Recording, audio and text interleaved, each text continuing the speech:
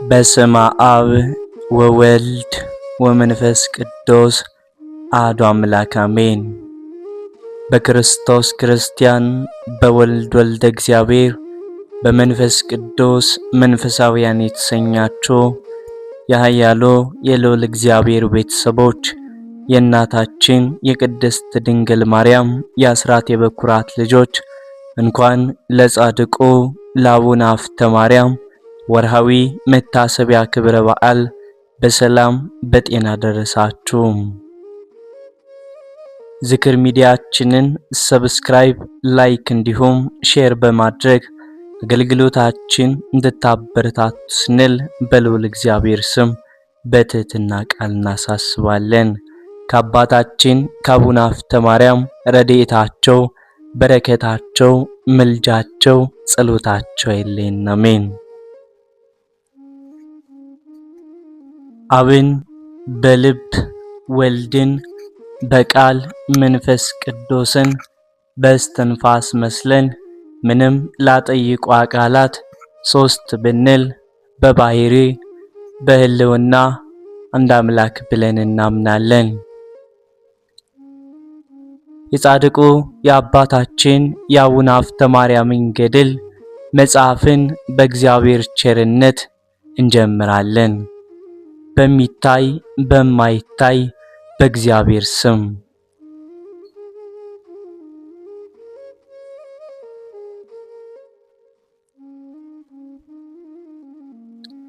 አዳምን ለማዳን በተሰዋ በእግዚአብሔር ወልድ ስም ስራን ለመፈጸም በሚያጸና በእግዚአብሔር መንፈስ ቅዱስ ስም አሸናፊ በሚሆን በአንድ አምላክ ይህንን ዓለም ካለመኖር ወደ መኖር አምጥቶ የፈጠረ የፀሐይን የጨረቃን የከዋክብትን መንገድ በቃሉ የወሰነ የኢዮቤልዩን የጥንተ ዮንን መመለሻ 7 ያደረገ ከዕለታት ኬክሮስ ጋራ የንጹሐን ጸሎት የሚሰማ የተጨነቀውን ፈጥኖም የሚረዳ አንድነቱን ሶስትነቱን ዘንግቶ የካደ ሰውን የሚያቃጥል እሳት ወዳለበት ወደ ገሃነም ይውረድ ለዘላለሙ በእውነት ይደርብን። አሜን። ትሩፋቱም የበዛ ደግ እውነተኛ ክቡር የሆነ የአቡነ ሀፍተ ማርያም ገድል መጽሐፍ እናሰማለን። የአብ የወልድ የመንፈስ ቅዱስ ስጦታም የሚሆን ፀሐይ የሚባል ዜናም ገድሎ አናርስት ካልደረሱበት የደረሰ ሰው ሊሆን ሰማያዊ ስራን የሚሰራ መልአክም ሲሆን በምድር የሚገለጥ አባ ሀፍተ ማርያም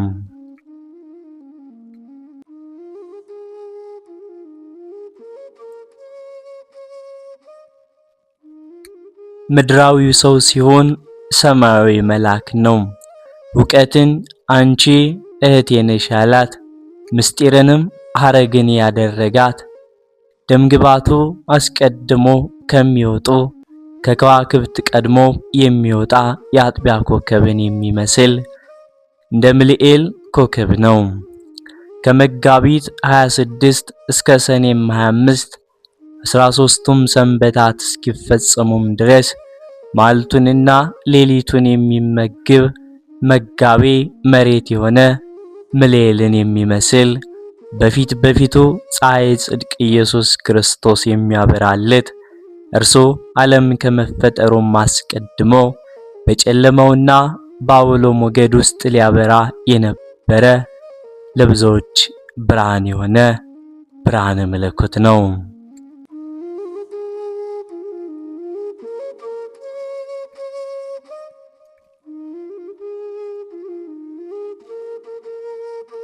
አሁንም የልቦናችንን በር የሚሸፍንና የሚይዘውን የድንቁርና ያላዋቂነት ሽፋን ያርቅልን፣ ያስወግድልን።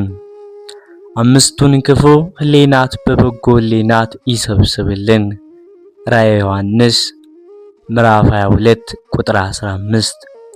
ከአባታችን ከአቡነ ሀፍተ ማርያም ትሩፋትም ጥቂት እንናገር ዘንድ የአንደበታችን አልጫነት በመለኮቱም ጨው ያጥፋልን።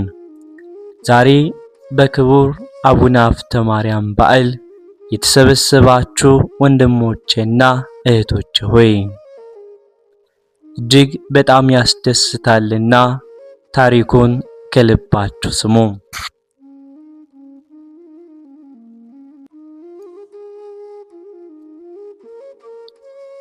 የዚህ የቅዱስ አባታችን የትውልድ ሀገሩ የራዊ የምትባል ምስራቃዊት ሀገር ውስጥ ነው። የኢትዮጵያ ንጉሥ እስክንድር በነገሰ በ486 ዓመተ ምህረት ፍሬቡሩክ የሚባል አንድ ደግ ሰው በዚያች ሀገር ውስጥ ነበር። ይህም ከከበሩ ሰዎች ተለይቶ ብዙ ገንዘብ ያለው ባለጸጋ ነበር። በሕጋዊ ጋብቻ ስሟ ዮስቲና የምትባል ሴት አገባ። ይህችውም ሴት በደግ ሥራ ሁሉ የተሸለመች ያጌጠች ነበረች።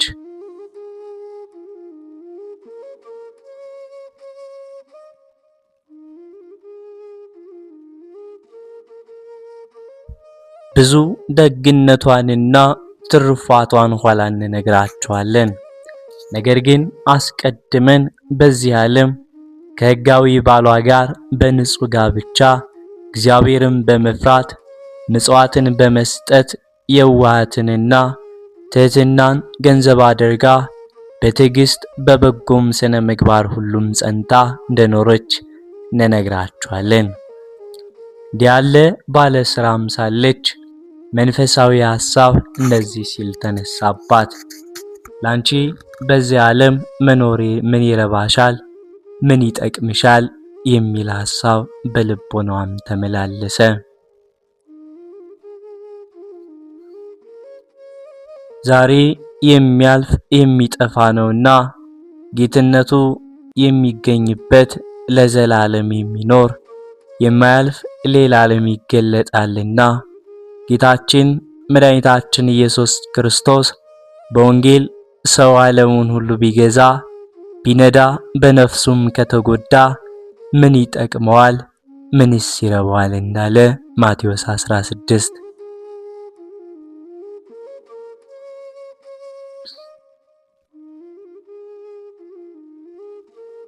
ላንቺ ግን በሰማይ ጸንቶ መኖርና ሁለተኛዋን ሀገር መያዝ ይሻላል የሚል ሐሳብ መጣላት። ይህንን ካሰበች በኋላም ፈጥናም ተነስታ በሌሊት ከቤቷም ወጥታ በአገሯም አንጻር ትይዩ ወደ ሆነችው በረሃ ሄደች። በውስጡ ከሰው ወገን የማይኖርበት ቦታ መካከሉም ምድረ በዳ ወደ ሆነው በረሃም ደረሰች። ከጅቦች፣ ከነብሮች፣ ከአሳሞች፣ ከጦጦችና ከዝንጀሮች በስተቀር ምንም የማይኖርበት በረሃ ነበር።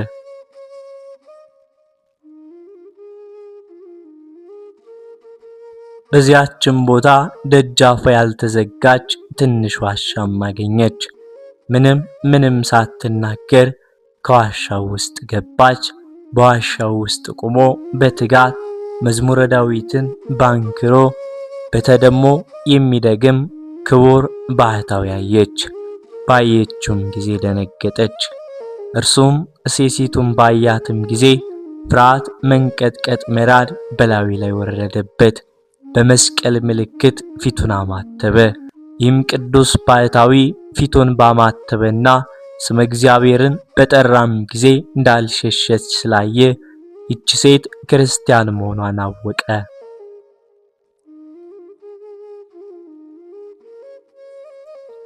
መጀመሪያም ስትገባ የጋኔን ምሕታት መስለው ነበርና ሰው መሆኗን ባወቀና በተረዳም ጊዜ ተቆጣት። አንቺ ዘማዊት ሴት ሆይ ምንኩስናዬን ታፈርሽ ዘንድ ከየት መጣሽ? አላት። ወይንስ ደግሞ ሰይጣን በልብሽ ገብቷልን? ጌታዬ፣ እኔስ የሕያው እግዚአብሔር የባሕርይ ልጅ ከቅድስት ድንግል ማርያም የተወለደው የኢየሱስ ክርስቶስ አገልጋይ ነኝ እንጂ አንተ እንደምትለኝ ዘማዊት ሴት አይደለሁም አለችው። ነገር ግን ቤቴን ንብረቴን ያለኝን ሁሉ ትቼ መጥቻለሁ። በዓለም ውስጥ ያለውን ሁሉ ንቄ እመነን ዘንድ እወዳለሁና ስለዚህም ወደዚህ ምድረ በዳ መጣው። በዚህም ገዳም ወይንም በረሃ ሰው እንዳለ አላወኩም ነበር። ሰውን የሚባሉ አራዊት ብቻ የሚኖሩበት ይመስለኝ ነበር አለችው። ይህም ባህታዊ በትህትና በፈሪሃ እግዚአብሔር ይህንን የሚያስደንቅ መልካም መልስ በመለሰችለትም ጊዜ 1 ሰዓት ያክል ካሰበም በኋላ በፍቅር አንድነት ወደ ቤትሽ ተመለሽ ብሎ በሰላም ተናገራት።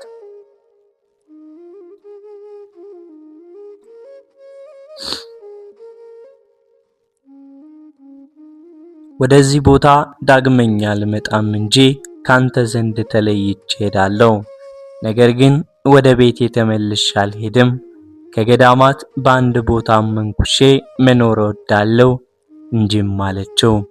ጌታ በወንጌል እርፍን በእጁ ይዞ ወደ ኋላ የሚያርስ የለም እንዳለ ወደ ዓለም አልመለስም አለችው።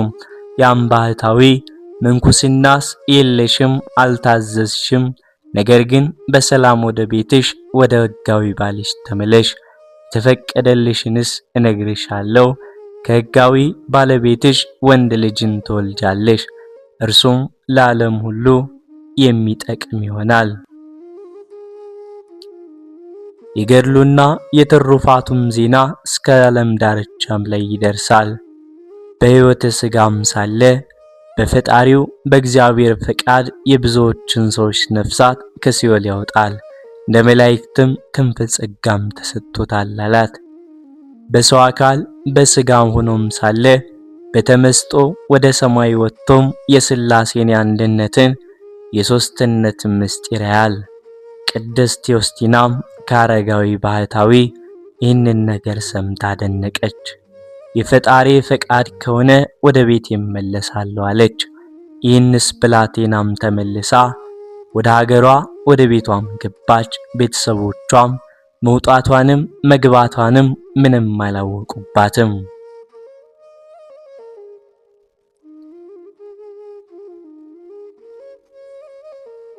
ጥቂት ወራትም ከቆየች በኋላ መልኩ እንደ ነጭ በረዶ እንደ ጽጌረዳ ብሩህ ቀይ የሆነ መልከ መልካም ልጅ ወለደች።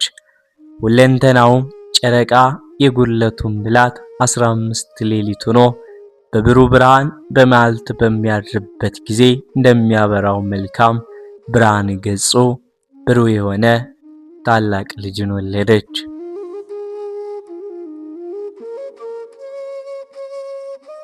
ይህም ሕፃን በግንቦት ወር በ26 ቀን በተወለደም ጊዜ በአባቱና በእናቱ ቤት ታላቅ ደስታ ሆነ።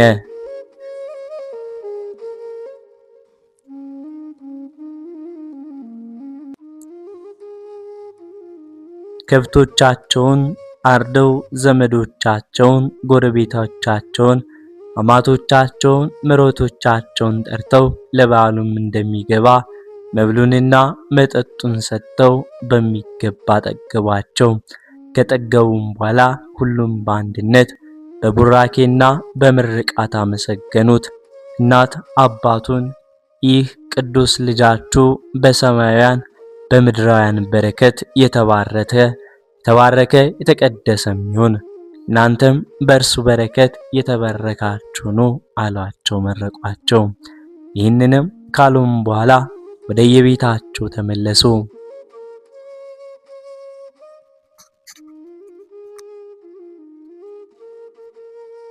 ይህም ቅዱስ ሕፃን 40 ቀን በመላውም ጊዜ በኦሪትና በሉቃስ ወንጌል እንደተጻፈ በእግዚአብሔር ፊት ያቆሙት ዘንድ ወደ ቤተ ክርስቲያን ወሰዱት።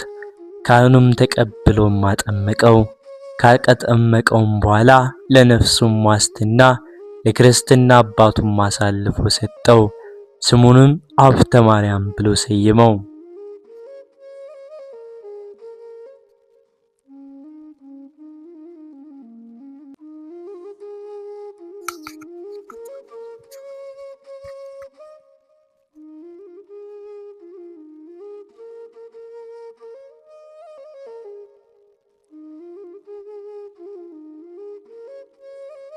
ከዚህም በኋላ እናትና አባቱ ክቡር የሚሆን የክርስቶስ ሥጋውን ደሙን ተቀብለው ከልጃቸው ከሀብተ ማርያም ጋር ወደ ቤታቸው ተመለሱ።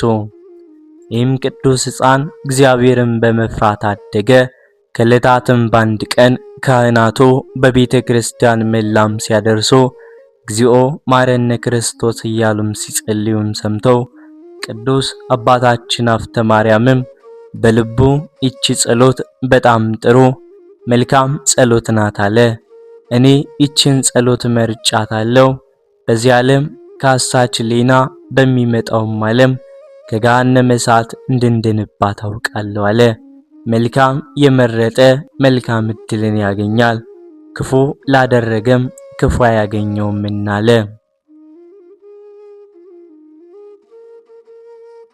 ይህንንም ብሎም ጸሎትን አዘወተረ።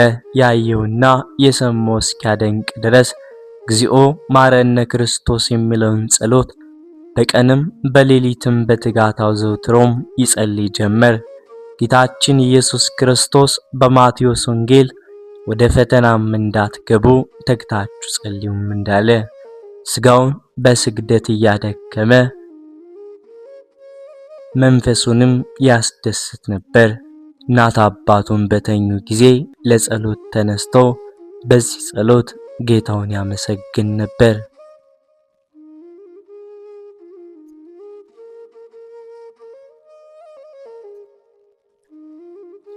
ስግደትንም እንደ ፈጣን ፈረስ ሩጫም ብዙ እስኪያልበው ድረስ ይሰግድ ነበር።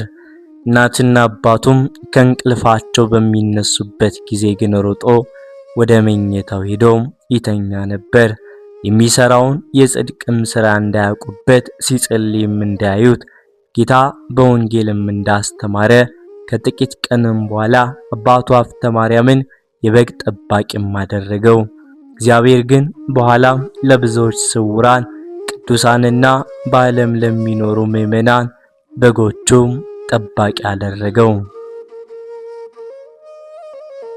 እርሱም መርጦታልና ያ ቀን እስኪደርስ ፈጣሪያችን ሀብተ ማርያምን ይጠብቀው ነበር። ከዕለታት በአንድ ቀንም በጎቹን ሲጠብቅ ብዙ የሚሆኑ የበጎች እረኞች እሸት ተሸክመው መጥተው ና እሸትን እንብላ አሉት። አባታችን ሀብተ ማርያምም እኔስ አልበላም አላቸው። እነርሱ እኛ ብላ ስንል ስለምን አትበላም አሉት። አባታችንም ይችንን እሸት ከየት እንዳመጣችሁት ምንም ስለማላውቅ ነው አላቸው። እረኞችም አባታችንን በቁጣ ዓይን አዩት፣ ብዙም ተቀጣጠቡት።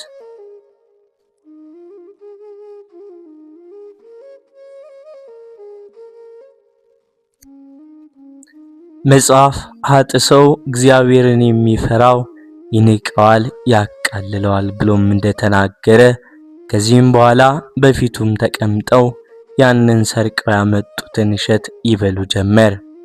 እሸቱንም በልተው ከፈጸሙም በኋላ አባታችን ቅዱስ ሀብተ ማርያም እነዚያን በግ ጠባቂዎችን የማንችለው ጽኑ ዝናብ መጥቷልና ወደ የቤታችን እንግባ፣ ከዚህም የምንጠጋበት ቤት ወይንም ዋሻ የለምና አላቸው። እረኞቹም ቅዱስ አባታችንን ላንተሳ እኛ የማናየውን የሚያይ ሌላ ልዩ ዓይን አለህን? በሰማይ ምንም ደመና የለምና ነፋስም ወደ ምስራቅ ወደ ምዕራብ ወደ ሰሜን ወደ ደቡብ አይነፍስምና ሀገሩም ብራ ሆኖ ይታያል። አንተ ግን ዝናብ ታመጣለት ይመጣል ትለናለህ፣ ደመናስ ወዴት አለም አሉት።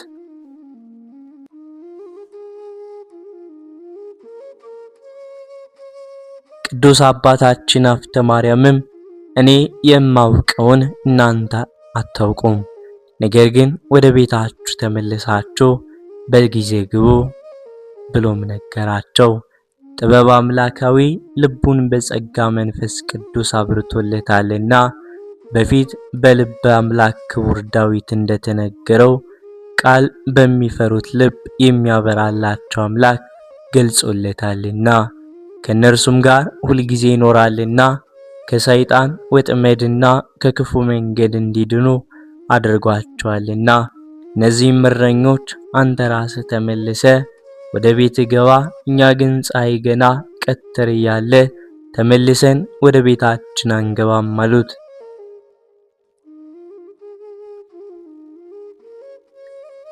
ይህንንም ባሉትም ጊዜ በፍጥነት እየሮጠ በጎችን እያስሮጠ ወደ ቤቱ ገባ። ወደ ቤቱም ከገባም በኋላ ጽኑ ዝናብ መጣ፣ ነፋሳትም ነፈሱ፣ መብረቆችም አንጎዳጎዱ፣ ብልጭልጭታና ወገግታውም በዛ፣ ደመናትም ተነዋወጡ። ይህ ሁሉ በላያቸው ላይ እየተፈጸመም ሳለ ጠባቂዎች አልሸሹም ነበር። እግዚአብሔር የብደት አዚም በላያቸው ላይ ጥሎባቸው ነበርና ክፋታቸውንም አስቦባቸዋልና በላያቸው ላይ የጥፋት ውኃ አወረደባቸው። ሁላቸውም ይህን የጥፋት ውኃ እስኪፈጸምባቸው ድረስ አልተነቃነቁም፣ ሁሉም አለቁ። የአባታችን የአቡነ ሀብተ ማርያም ረድኤቱ በረከቱ ምልጃው ጸሎቱ በእኛም በመላው ሕዝበ ክርስቲያን ላይ አድሮና ጸንቶ ይኑር፣ አሜን።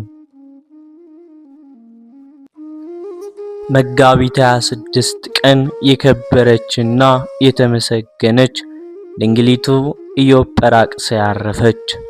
እችም የተቀደሰች ብላቴና የንጉሥ አርዮንስ ዘመን ለሆነ በሮሜ ከተማ ከቤተ መንግሥት የአንድ ታላቅ መኮንን ልጅ ናት። የሚሞትበትም ቀን በደረሰም ጊዜ እርሷን ልጁን ለንጉሥ አኖሪዮስ ይጠብቃት ዘንድ አደራም ሰጠው። አባቷም ካረፈም በኋላ ለአንድ ታላቅ መኮንን ልጅ ንጉሥ አኖሪዮስ አጫት። በዚያም ወራት እናቷ የመሬትን ግብር ልትቀበል ባሏ የተወላትን የአትክልት ቦታዎችም ያፈሩትን ይችንም ቅድስት ብላቴናዋን ከእርሷ ጋር ወሰደቻት።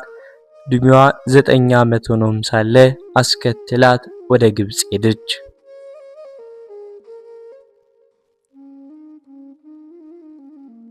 ወደ ግብጽ ሀገርም በደረሱም ጊዜ ስራቸውን እስከሚፈጽሙ በአንድ የደናግል ገዳም ውስጥ ኖሩ። በዚያም ገዳም ውስጥ የሚኖሩ ደናግል ለገል የተጠመዱ ናቸው። የሥጋ መብልን ቅባትም ቢሆን ጣፋጭ ፍሬዎችንም ምንም አይቀምሱም አይበሉም፣ ወይንም ቢሆን ከቶ አይቀምሱም። ያለ ምንጣፍም በምድር ላይ የትኛሉ። ኢዮጵራቅስያም በዚያም ገዳም ውስጥ መኖር ወደደች። ገዳሙንም ከምታገለግል መጋቢያዋም ጋር ተፋቅራለችና መጋቢያዋም አንቺ ከዚህ ገዳም ወጥተሽ ተመልሰሽ እጮኛሽን ላትፈልጊ ቃል ግቢልኝ አለቻት። ኢዮጵራቅስያም በዚያች ነገር ቃል ገባችላት።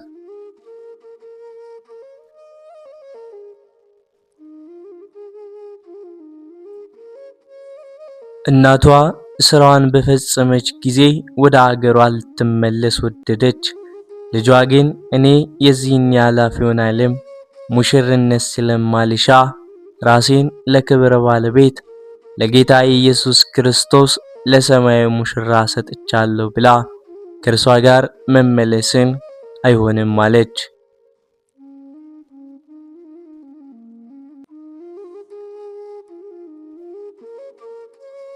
ብላቴናዋም ከእርሷ ጋር እንደማትመለስ በተረዳች ጊዜ ገንዘቧን ለድሆችና ለጦም አዳሪዎች መጽውታ ከልጇ ጋር በዚያ ገዳም ብዙ ዘመን ኑራ ከዚያም በኋላ አረፈችና በዚያው ቀበሯት።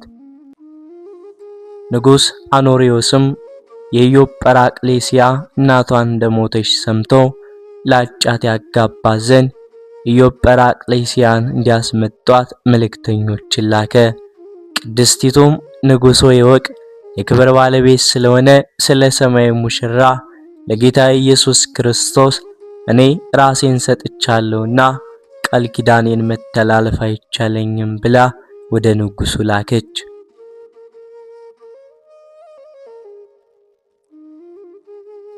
ንጉሥ አኖሪዮስም መልእክቷን በሰማም ጊዜ አደነቀ፣ ስለ እርሷ አለቀሰ። እርሷ በዕድሜዋ ታናሽ ብላቴና ናትና። ይቺ የከበረች ኢዮጵራቅስያ ግን ታላቅ ተጋድሎን ተጋደለች። ለመንፈሳዊ ሥራ እጅግ የተጠመደች ሆነች። በየ2 ቀን 2 ቀን እያከፈለች መጾም፣ ከዚያም በየ3 ቀን 3 ቀን ትጾም ጀመር። ከዚያም በየ7 ቀን 7 ቀን የምትጾም ሆነች። በተለየች በከበረች 40 ጾም ምንም የምትበላ አልሆነችም። ሰይጣንም በእርሷ ላይ ቀንቶ አስደናቂ በሆነ ዓመታት እግሯን መታት። ብዙ ቀኖችም በሕማም ኖረች። ከዚያም እግዚአብሔር ረድቶላት ከደዌ አዳናት። በሽተኞችም ታድናቸው ዘንድ በሽታቸውን የምትፈውስበትን ሀብትም ሰጣት። ለእመምኔቷና ለእህቶቿ ደናግል በመታዘዝ ታገለግላቸው ነበር። በእህቶቿ ደናግል ሁሉ ዘንድ የተወደደች ናትና። በአንዲት ዕለትም እመምኔቷ አክሊላትን አዳራሾችን እንዳዘጋጁ ራእይን እንዳየች፣ እርሷም እያደነቀች ከልጆቼ ለማን ይሆን ይህ የሚገባ ስትል እዚህ አክሊላትና አዳራሾች የተዘጋጁላት ለልጅሽ ለኢዮጵራቅሊስያ ነው፣ እርሷም ወደዚህ ትመጣለች አሏት።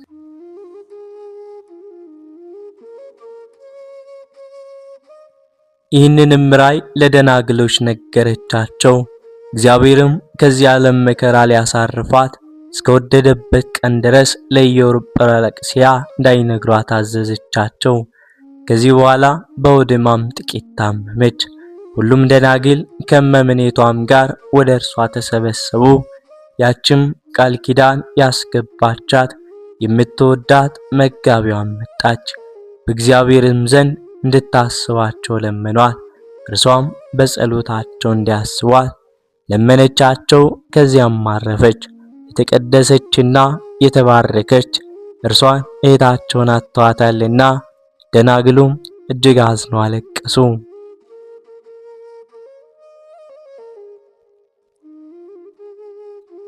ከዚህም በኋላ የምትወዳት የገዳሙ መጋቢ የነበረችው አረፈች። ከእርሷም በኋላ እመምኔቷ ጥቂት ቀን ታመመች።